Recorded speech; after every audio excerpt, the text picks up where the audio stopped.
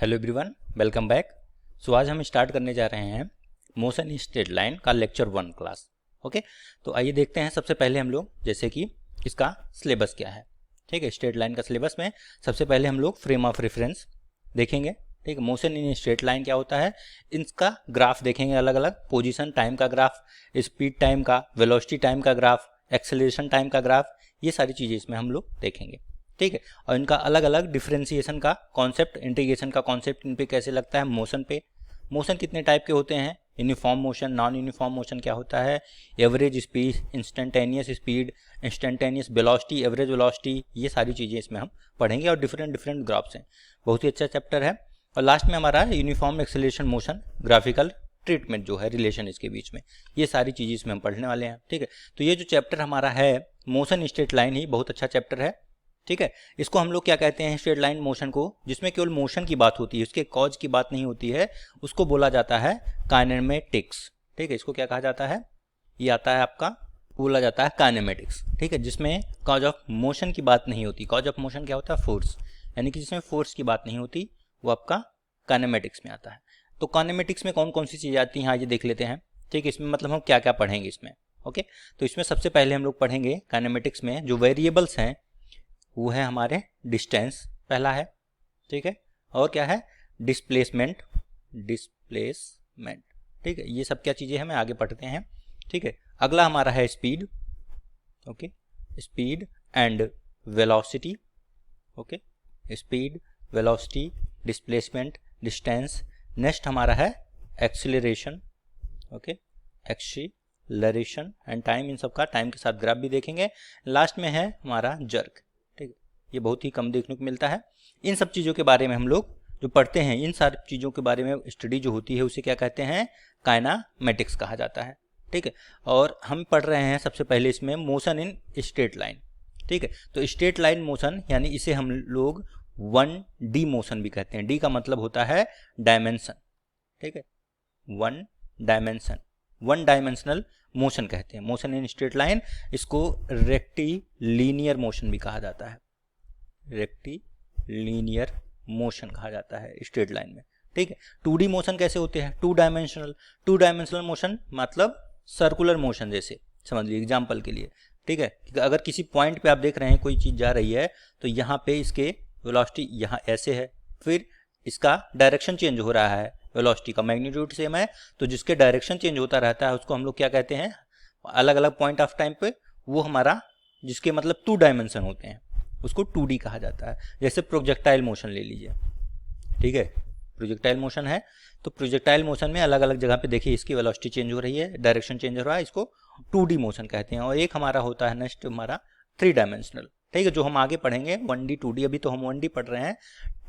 ये हमारा gas molecules का जो मोशन होता है उसको हम 3D मोशन करेंगे। ठीक है, उसके बारे में बाद में देखेंगे। तो सबसे पहले हमारा टॉपिक अभी है मोशन इन स्ट्रेट लाइन यानी रेक्टिलिनियर मोशन। ठीक है, उसके बारे में देखते हैं। सबसे पहले हम देखते हैं ये फ्रेम ऑफ रेफरेंस। ठीक है, पहला टॉपिक हमारा एक है, ये है।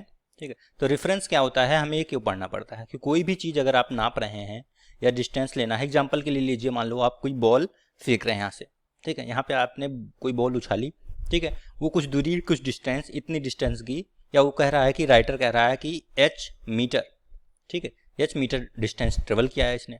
ठीक है, तो आप ये डिस्टेंस या 4 मीटर 5 मीटर कुछ भी बोल दिया, 4 मीटर ले लीजिए, तो ये डिस्टेंस आप कहाँ से नापेंगे, कोई ना कोई रेफरेंस होना चाहिए। ठीक है, कि आप यहाँ से सपोज अपने घर से स्कूल तक गए, तो आपके लिए डिस्टेंस आपने मतलब यहाँ से यहाँ तक की डिस्टेंस मान लीजिए 10 किलोमीटर है। ठीक है, तो आपके लिए आपका घर क्या हो गया, ये रेफरेंस हो गया। ठीक है, आप यहाँ से चीज़ें नाप रहे हैं, अपने घर से जाते हैं कि आप अपने घर से स्कूल गए, कि अपने घर से फिर मार्केट गए 5 किलोमीटर, अपने घर से कहीं और जा रहे हैं। ठीक है, किसी फ्रेंड के घर जा रहे हैं, तो इस पॉइंट ऑफ टाइम पे आपका रेफरेंस क्या हो गया, आपका घर। ठीक है, क्योंकि आप इसे 0 ले रहे हैं, यहाँ से सारी डिस्टेंस कवर कर रहे हैं, तो कोई भी डिस्टेंस कवर करने के लिए या फिर उसको मापने के लिए, नापने के लिए क्या होता है, हमें रेफरेंस की जरूरत होती है। तो इस केस में रेफरेंस क्या होता है हमारा, जनरली जिसे वर्जिन भी कहते हैं। ठीक है, अगर x एक्सिस और ये y एक्सिस है तो 0,0 इसको क्या कहा जाता है, रेफरेंस।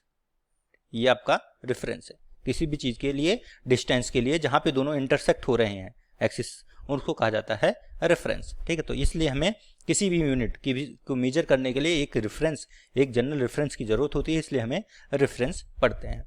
ठीक है, फ्रेम ऑफ रेफरेंस क्या है कि आप किस पॉइंट पे खड़े हैं। आप ऊपर से देख रहे हैं, जैसे फ्रेम ऑफ रेफरेंस जनरली क्या है, हम अर्थ को लेते हैं। ठीक है, कहीं से भी कोई चीज़ कर रहे हैं, फ्रेम ऑफ रेफरेंस।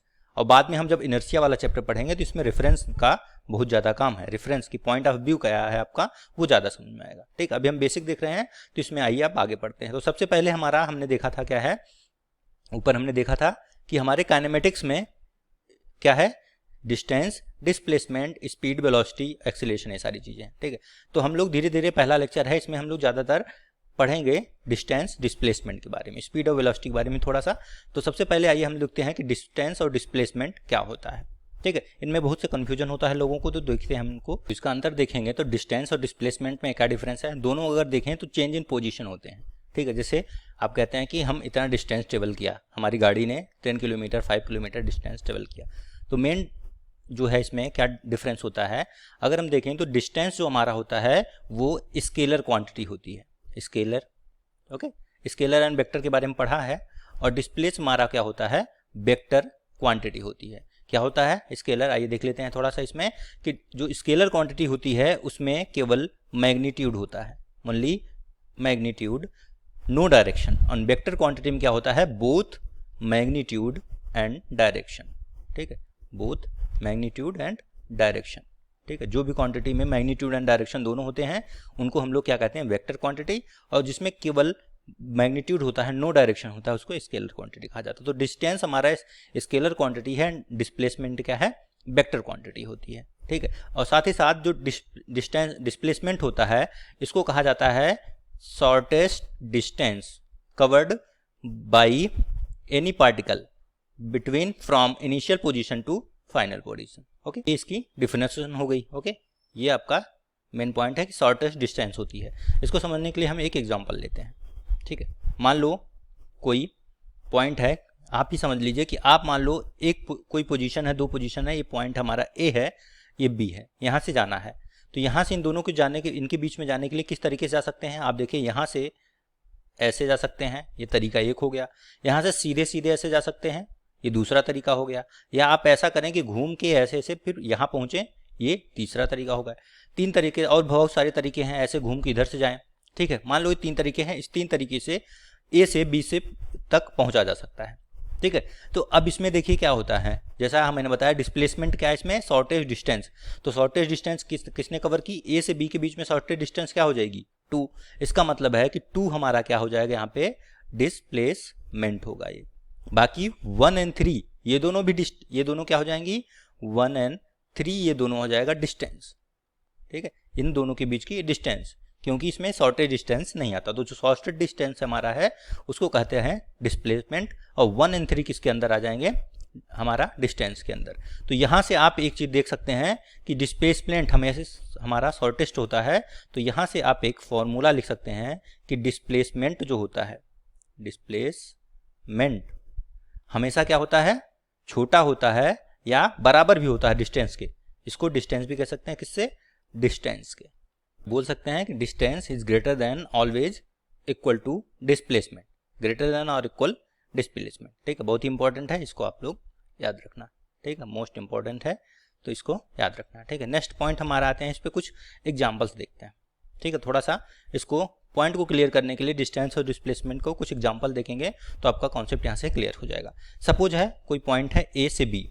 ठीक है, अब कोई आदमी जो है यहाँ से यहाँ कैसे गया, सीधे गया, और एक है कि हाफ सर्किल कवर करके गया। ठीक है, ये आपका सर्किल है, समझ लो ये हमारा मिड पॉइंट है। ठीक है, सर्किल सेंटर है। तो यहाँ से अब हमसे पूछ रहा है कि रेशियो क्या होगा, इसका पूछ रहा है ratio of displacement upon distance. Okay, तो यहाँ से कैसे देखेंगे, देखिए डिस्प्लेसमेंट क्या है, इसका डिस्प्लेसमेंट मैंने बताया कि शॉर्टेज डिस्टेंस होती है। तो शॉर्टेज डिस्टेंस उसने क्या कवर की, ठीक है, ये आपका दूर है डिस्टेंस, ये तो लॉन्गेस्ट डिस्टेंस हो गई। तो शॉर्टेस्ट यहाँ पे सीधे गया ये, तो ये कितना है, सपोज इसका रेडियस r है, ये r है, तो r, तो डिस्प्लेसमेंट कितना हो गया 2r divide by distance. Distance ने कितना कवर किया, ये आपका हमारा हाफ सर्किल है, हाफ सर्किल क्या कितना डिस्टेंस होता है वो पाई r, क्योंकि फुल सर्किल का जो हमारा होता है वो 2 पाई आर होता है, तो हाफ सर्किल का पाई आर हो जाएगा। ठीक है, आर से आर कट जाएगा, यहाँ हो जाएगा 2 बाई पाई। तो ये आपका आंसर हो जाएगा ratio of displacement divide by distance. ठीक है, थोड़ा थोड़ा क्लियर हो रहा होगा। एक और क्वेश्चन देखते हैं हम लोग। मान लेते हैं कि हमारा सेकेंड पॉइंट ये 1 और 2 मान लेते हैं। ठीक है, मान लेते हैं क्यूब ले लेते हैं। ठीक है, जैसे मान लो आपका रूम है, ठीक, ये हम ले लेते हैं क्यूब है सपोज। ठीक है, इसको ऐसे मिला देते हैं, क्यूब है। अब मान लो एक यहाँ पे छिपकली है या कोई भी कीड़ा है यहाँ से। ठीक है, ओके, ए से बी गया, ये इसकी साइड्स हैं, ए है। ओके, बी से यहाँ से सी गया ए, और सी से फिर यहाँ पे डी आया ए, डिस्टेंस कवर की उसने। ठीक है, तो यहाँ से अगर हमसे पूछे कि ए से डी क्या होगा, तो क्या हो जाएगा, ए से डी की जो डिस्टेंस होगी आपकी क्या हो जाएगी, ये डिस्प्लेसमेंट। यहाँ पे A and D equal to ये कहलाएगा displacement.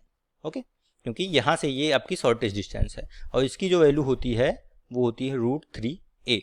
Okay, for time being अभी आप इसको याद कर लीजिए, किसी भी क्यूब का जो हमारा डायगोनल होता है, ठीक है, इसको क्या होती है, इसकी वैल्यू √3a होती है। ओके, अब यहाँ से अगर डिस्टेंस पूछेगा तो ए कितना हो जाएगा, डिस्टेंस कवर्ड बाई डिस्टेंस हो जाएगा आपका 3a, लेकिन डिस्प्लेसमेंट क्या होगा, √3a जो कि AD होगा। ओके, ये आपका हो जाएगा डिस्टेंस एंड डिस्प्लेसमेंट। ओके, एक कुछ और एग्जांपल देखते हैं थोड़ा सा हम लोग। ठीक है, तो इससे आपको डिस्प्लेसमेंट के बारे में क्लियर आइडिया हो जाएगा। सपोज एक कोई पॉइंट है ए या सर्कल है, ठीक है, और कोई भी आदमी यहाँ से सर्कल से 1/4 डिस्टेंस ट्रेवल करता है, यहाँ से 1/4, ये इसका सेंटर है, बी तक आया। ठीक है, तो हमसे अगर यहाँ से पूछे कि इसका डिस्प्लेसमेंट क्या होगा उस आदमी का, तो कैसे बताएंगे, शॉर्टेज डिस्टेंस, मतलब इन दोनों को हम लोग यहाँ पे मिला देंगे। ठीक है, दोनों को मिला देंगे। अब कैसे निकालेंगे, यहाँ पे हम लोग थोड़ा सा ट्रिग्नोमेट्री लगाएंगे। ये इसका रेडियस है r, ए भी r है, और सेंटर है इसका O। तो डिस्प्लेसमेंट क्या हो जाएगा, ए बी हो जाएगा, क्योंकि वेक्टर क्वांटिटी है तो ए से बी की तरफ, मैंने बताया था, ये ध्यान देना कि ये हमारे वेक्टर क्वांटिटी होती है। तो डिस्प्लेसमेंट के लिए क्या करेंगे, यहाँ से हम लोग पाइथागोरस थ्योरम लगाएंगे। r है, ये r है, तो ए बी इक्वल टू क्या हो जाएगा, यहाँ से A B equal to r² plus r², इसका अंडर रूट हो जाएगा √2r। ये डिस्प्लेसमेंट हो गया। अगर इसी ऑप्शन में मान लो वो चलता हुआ यहाँ पे आ जाए, सी पॉइंट पे आ जाए, तब क्या होगा, तो आपका शॉर्टेस्ट डिस्टेंस ए को बी से मिला दीजिए। जब भी आपको डिस्प्लेसमेंट पूछे कहीं पे भी कि इन दोनों पॉइंट्स के बीच में डिस्प्लेसमेंट निकालिए, तो क्या करना, आपको तुरंत उस पॉइंट को दूसरे पॉइंट से शॉर्टेस्ट डिस्टेंस से मिला देना है। ठीक है, तो आप यहाँ से ए को सी से डायरेक्ट मिला दीजिए, सीधी लाइन से, एक स्ट्रेट लाइन से मिला दीजिए, वो आपका डिस्प्लेसमेंट हो जाएगा। ठीक है, तो यहाँ से डिस्प्लेसमेंट क्या हो जाएगा, ए सी इक्वल टू कितना हो जाएगा, आर प्लस आर, ये हो जाएगा 2r। ठीक है, इसी पॉइंट में मान लो अगर मैं एक तीसरा पॉइंट देख लें, यहाँ पे देखें, उसके लिए एक अलग ग्राफ देख लेते हैं। मान लो ये पॉइंट ये था हमारा, और ये O है, और ये मान लो पॉइंट B है। ठीक है, इन दोनों के बीच में मान लेते हैं 120 डिग्री एंगल है। अब पूछ रहे हैं A और B के बीच में डिस्प्लेसमेंट हमसे पूछ रहे हैं। ठीक है, तो इसको कैसे निकालेंगे, देखिए मैं पहले आपको इसको निकाल के दिखाता हूँ, और फिर आपको जो आंसर आएगा वो आपको याद कर लेना है, क्योंकि वो एक फॉर्मूले की तरह उसके क्वेश्चन आते रहते हैं। ठीक है, बोर्ड एग्जाम में आपको नहीं पूछेगा, बोर्ड एग्जाम में आया तो आपको फॉर्मूले से नहीं, आपको इसको पूरा ट्रिग्नोमेट्री और वेक्टर की हेल्प से निकालना होगा। ठीक है, लेकिन अगर आपको जैसे डायरेक्ट ऑप्शनल पूछे तो आपको वो डायरेक्ट फार्मूला लगाना है। फार्मूला क्या आएगा, उसका होता है 2r sin θ/2। ये फॉर्मूला आपका है किसके लिए, डिस्प्लेसमेंट के लिए। ठीक है, इस प्रकार से अगर कोई सर्कल के अंदर पूछे कि 30 डिग्री है, 60 डिग्री, 90 डिग्री है, तो आपको ये फॉर्मूला लगाना है। ठीक, आइए अब इसको हम लोग देखते हैं कि कैसे ये आएगा फॉर्मूला। ओके, तो यहाँ से मैं इसको फिर से बना लेता हूँ।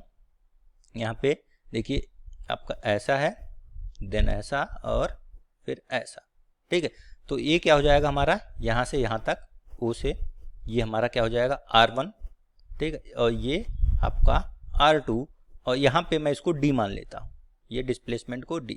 अब तीनों वेक्टर हैं, क्योंकि हमें पता है कि यहाँ से यहाँ R1, ये भी वेक्टर है, ये R2। अब दोनों R, इनका मैग्नीट्यूड तो इक्वल है, लेकिन इनकी डायरेक्शन अलग अलग है, देखिए। ठीक है, तो मैंने आपको पता है कि स्केलर क्वांटिटी और वेक्टर क्वांटिटी में डिफरेंस, कि वेक्टर क्वांटिटी में मैग्नीट्यूड के साथ डायरेक्शन भी सेम डायरेक्शन में होना चाहिए। कि अगर कोई वेक्टर है, मान लो अगर ये ऐसे कोई दो हमारे वेक्टर क्वांटिटीज हैं या फोर्स हैं या कोई भी चीज़ है, अगर इनकी मैग्नीट्यूड r और r बराबर है लेकिन डायरेक्शन अलग अलग है तो ये वेक्टर क्वांटिटीज अलग अलग होंगी, ठीक है, एक वेक्टर क्वांटिटी नहीं बोलेंगे इनको, तो ये अलग अलग वेक्टर्स हैं। ओके, और अब इनको हम लोग कैसे यूज करेंगे, वेक्टर एडिशन से, ठीक है। अगर r1 जा रहा है इसके हेड से, दूसरे वेक्टर की टेल ऐड करें तो हो जाएगा vector r1 plus d1, vector r1 plus vector d1 equal to vector r2, ठीक है। इसके हेड से इसके हेड को यहाँ पे ऐड कर देंगे, ठीक है। तो ये हो जाएगा हमारा इन दोनों का r1 और d का रिजल्टेंट। अब हमें क्या निकालना है यहाँ पे, d1 लिख दिया था यहाँ पे, तो यहाँ पे d इक्वल टू क्या हो जाएगा, r2 vector minus vector r1, ठीक है। अब वेक्टर का r1 इसका मैग्नीट्यूड कैसे निकालते हैं, इसका फॉर्मूला होता है कि मॉड d इक्वल टू इसका magnitude r1 square plus r2 square plus minus है तो minus 2r1 r2 cos theta, ठीक है। ये वेक्टर चैप्टर में हमने पढ़ा है, आपने 10th में भी पढ़ा होगा, ये मैग्नीट्यूड निकालने का फॉर्मूला होता है, ठीक है। r1 square plus r2 square minus 2r1 r2 cos theta, अगर यहाँ पे प्लस होता तो यहाँ पे प्लस आ जाता, ठीक है, बस ये डिफरेंस होता है।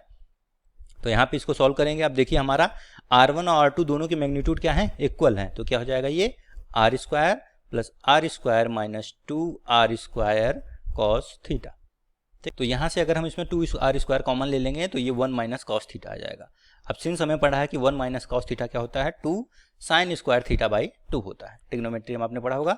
तो यहाँ से अगर हम वैल्यू इसकी पुट कर देंगे तो यहाँ से क्या आ जाएगा, देखिए 2r स्क्वायर, ओके, और यहाँ से आ जाएगा आपका 1 माइनस कॉस थीटा को क्या लिखेंगे, 2 साइन स्क्वायर थीटा बाई 2, और इन पूरे का हम लोग क्या करेंगे, अंडर रूट ले लेंगे, ठीक है। सो यहाँ से d इक्वल टू क्या हो गया, 2 की डिस्प्लेसमेंट है, 2 to 4 हो गया, 4 का अंडर रूट क्या हो जाएगा, 2 आ जाएगा बाहर, r स्क्वायर का r बाहर और साइन स्क्वायर थीटा का साइन थीटा बाई 2।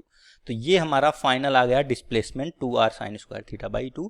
ये हम कहीं पे भी यूज कर सकते हैं, अगर सर्किल के केस में हो, आपको डिस्प्लेसमेंट पूछे तो ये आप फॉर्मूला याद कर सकते हैं, ठीक है। और यही आप यहाँ पे लगा के देखिए तो आपको आंसर मिल जाएगा, ठीक है। चलिए यहाँ पे रखते हैं इसको हम लोग, तो क्या हो जाएगा 2 इंटू r इंटू साइन, और थीटा कितना है 120 बाई 2, यानी साइन 60 हो गया, 2r साइन 60 का मान कितना होता है, अंडर रूट 3 बाई 2, तो अंडर रूट 3r ये कितना हो जाएगा, ये इसका डिस्प्लेसमेंट हो जाएगा, ठीक है। अब इसके ऊपर जैसे हमने क्वेश्चन सॉल्व किए थे उसको भी देख लेते हैं, ठीक है। जैसे इस वाले केस में अगर देखें तो इसमें भी आप लगा सकते हैं, ठीक है। अब इन दोनों के बीच में अगर देखें तो यहाँ पे क्या था, एंगल थीटा 90 डिग्री था। इसको एक बार क्रॉस चेक कर लेते हैं कि हमारा कितना था, अंडर रूट 2r आया था, तो 2r साइन थीटा बाई 2 था, 2 इंटू r ये कितना है 90 है, तो 90 बाई 2 कितना हो जाएगा 45 डिग्री, साइन 45, ठीक है। Sine 45 2r sine 45 1 by under root 2 होता है, अंडर रूट 2 से मल्टीप्लाई कर देंगे तो ये इससे कट जाएगा, ये हो जाएगा कितना, अंडर रूट 2 r आ जाएगा, जो कि हम पहले से निकाल चुके हैं, ठीक है। इसके ऊपर वाला ये भी देख लेते हैं, यहाँ पे कौन सा था, यहाँ पे हमने 1/3 वाला जो देखा था, ये वाला पहला वाला केस 90, और फिर ये तो यही था 90 वाला, जब यहाँ से यहाँ करेंगे 180 डिग्री था तो 180 डिग्री डाल के दे सकते हैं, ठीक है। इसमें 180 डिग्री आएंगे, साइन 90 हो जाएगा, साइन 90 का वैल्यू होती है 1, तो ये वैल्यू कितनी आ जाएगी 2r आ जाएगी, और 2r हम पहले से यहाँ से निकाल चुके थे, ओके। तो ये से क्या होगा कि अगर हम डिस्प्लेसमेंट हमें कहीं सर्कुलर फॉर्म में पूछे कि सर्किल में कोई चीज़ चल रही है, इतना एंगल है, कुछ भी एंगल हो, तो आप ये डायरेक्ट बिना डरे फॉर्मूला यूज कर सकते हैं, ठीक। तो आगे आप बढ़ते हैं हम लोग, यहाँ ये तो हमने पढ़ लिया डिस्प्लेसमेंट और डिस्टेंस के बारे में, ठीक है। याद रखना डिस्प्लेसमेंट जो हमारी वेक्टर क्वांटिटी है। आगे आते हैं हम लोग स्पीड एंड वेलोसिटी के बारे में देखते हैं। तो आइए देखते हैं स्पीड एंड वेलोसिटी क्या होती है, ठीक है। स्पीड क्या होता है हमारा, स्पीड की डिफिनेशन देखने तो ये कहता है हमारा कि डिस्टेंस अपॉन टाइम, इसका फॉर्मूला होता है speed equal to distance upon time, ठीक है। वेलोसिटी का क्या होता है, वेलोसिटी का होता है हमारा displacement upon time, displacement upon time divide by time, ठीक है। ये हमारा क्या होता है, स्पीड जो है ये आपकी स्केलर क्वांटिटी होती है, और वेलोसिटी क्या होती है, वेक्टर क्वांटिटी होती है, ये वेक्टर होता है, ओके। इसका यूनिट, दोनों की यूनिट सेम होती है, यूनिट मीटर पर सेकेंड होती है, यूनिट में कोई फर्क नहीं आता, केवल हमारा क्या होता है, ये स्केलर है, ये वेक्टर है, ध्यान देना, क्योंकि इसमें डिस्प्लेसमेंट अपॉन टाइम है, और मैंने बताया था कि डिस्प्लेसमेंट कैसा है, वेक्टर क्वांटिटी है, ठीक है। इसमें डिस्टेंस है और ये स्केलर है, तो इसलिए हमारी स्पीड भी स्केलर होती है। यूनिट में कोई फर्क नहीं पड़ता, कोई इफेक्ट नहीं पड़ता, ठीक है। केवल कहीं कहीं पे आपको किलोमीटर पर आवर में गिवन होगा, उसको आपको कन्वर्ट करने के लिए 5/18 से मल्टीप्लाई करना होता है किलोमीटर पर आवर को मीटर पर सेकंड में कन्वर्ट करने के लिए, ठीक है। ये मीटर पर सेकंड में हो जाता है, ठीक है। तो ये हो गया हमारा इसमें। और स्पीड और ये जो आप पढ़ेंगे इसमें दो टाइप के पढ़ेंगे, ठीक है। स्पीड पहला टाइप क्या पढ़ेंगे स्पीड में, एक पढ़ेंगे आप लोग एवरेज स्पीड, ठीक है, एवरेज स्पीड दो टाइप का। और दूसरा हमारा है इंस्टेंटेनियस स्पीड, ठीक है। इंस्टेंटेनियस का मतलब होता है किसी एक इंस्टेंट पे, किसी टाइम पे, ठीक है। इसी टाइम टी पे पूछ लिया, डेल्टा टी बहुत ही छोटा टाइम होता है, dt उसे लिखते हैं, ठीक है। और एवरेज मतलब कोई बड़ा टाइम है, उसमें क्या है कि उसमें आप ओवरऑल पूछ लिया कि कितने टाइम है, कितना स्पीड है उसकी, ठीक है। कि मान लो 100 किलोमीटर आपकी गाड़ी चली और एवरेज कितना दूर चली, कितनी स्पीड से चली, वो आपका क्या है एवरेज टाइम होता है, सॉरी एवरेज स्पीड होती है। अब नेक्स्ट हमारा इसी तरह से क्या होता है, हमारा वेलोसिटी भी दो टाइप की होती है, एक एवरेज वेलोसिटी, दूसरा इंस्टेंटेनियस वेलोसिटी, ठीक है। ये दोनों चीज़ें बहुत इंपॉर्टेंट है, आगे हम इसी के बारे में पढ़ेंगे, एवरेज वेलोसिटी, एवरेज स्पीड और इंस्टेंटेनियस वेलोसिटी, इंस्टेंटेनियस स्पीड के बारे में, ठीक है। ये दोनों बहुत इंपॉर्टेंट, इन पे बहुत सारे इक्वेशन, बहुत सारे सवाल आते हैं, बहुत सारे ग्राफ आते हैं, ठीक है। तो इसके बारे में हम graph, speed time graph, velocity time graph, ये सारी चीज़ें देखेंगे, ठीक है। तो सबसे पहले हम लोग आते हैं थोड़ा सा एवरेज स्पीड और एवरेज वेलोसिटी, इनका फॉर्मूला देख लेते हैं, ओके। तो होता है हमारा एवरेज स्पीड का फॉर्मूला होता है total distance divide by total time, okay. और एवरेज वेलोसिटी होती है आपकी total displacement but divide by total time, okay. तो यहाँ से अभी मैंने आपको एक चीज़ अगर आप रिकॉल करें तो मैंने आपको अभी बताया था कि डिस्टेंस हमेशा बड़ा या बराबर होता है डिस्प्लेसमेंट से। तो यहाँ से आप एक चीज़ निकाल सकते हैं कि average speed will always greater than and equal to average velocity, ठीक है। तो यहाँ से ये एक फॉर्मूला आप यहाँ से आ सकते हैं। इस पे एक क्वेश्चन भी आया था कि average speed and average velocity का रेशियो क्या होगा, तो यहाँ से अगर आप निकालेंगे तो average speed divide by average velocity, ये क्या होगा, इसको इधर ले आएंगे तो ग्रेटर देन इक्वल टू 1 हो जाएगा, ठीक है। वो क्वेश्चन आया था, ऑप्शन था कि less than 1, equal to 1, equal to आपका ग्रेटर देन 1, इस टाइप के नन ऑफ द अबव, इस टाइप के 3 ऑप्शन थे। तो इसमें आप क्या लगाएंगे, ग्रेटर देन इक्वल टू 1 वाले पे, ठीक है। तो ये आपका हमारा average speed and average velocity के बारे में रिलेशन है, ठीक है। तो हमने देख लिया इसमें क्या क्या था कि हमारा ये डिस्टेंस अपन टाइम, डिस्प्लेसमेंट अपन टाइम, स्केलर है, वेक्टर क्वांटिटी है, और दोनों के दो टाइप होते हैं, average velocity and average instantaneous velocities, ठीक है। थोड़ा सा इनके बारे में भी आगे हम देखेंगे और इनके बारे में डिटेल में हम लोग कल पढ़ेंगे, ठीक है। आज इसके बारे में थोड़ा सा एक इक्वेशन देख लेते हैं, एक क्वेश्चन देख लेते हैं, ओके।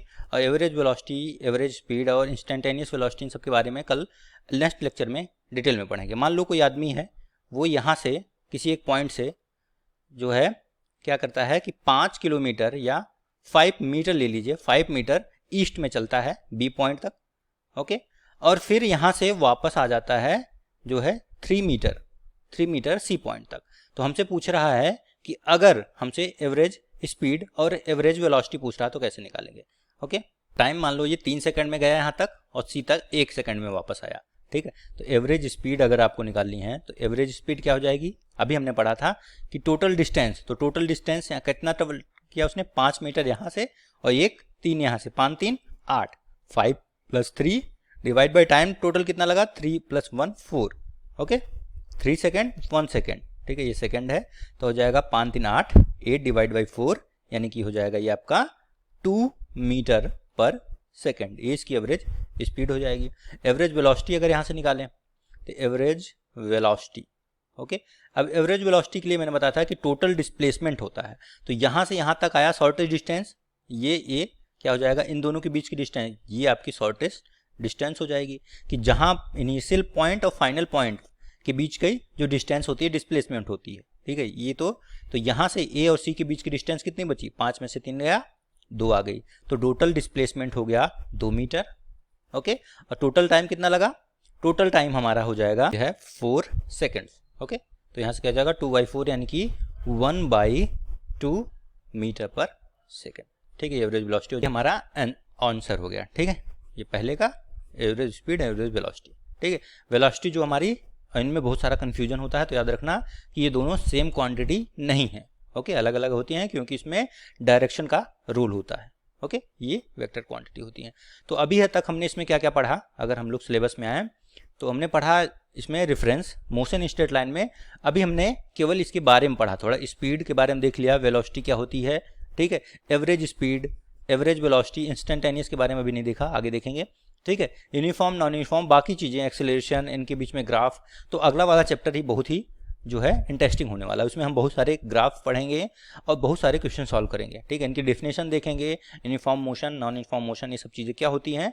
तो अगला वाला लेक्चर आप लोग बिल्कुल मिस मत करना, सेकंड लेक्चर में हम लोग इसके बारे में आगे और पढ़ेंगे, ठीक है। Thank you.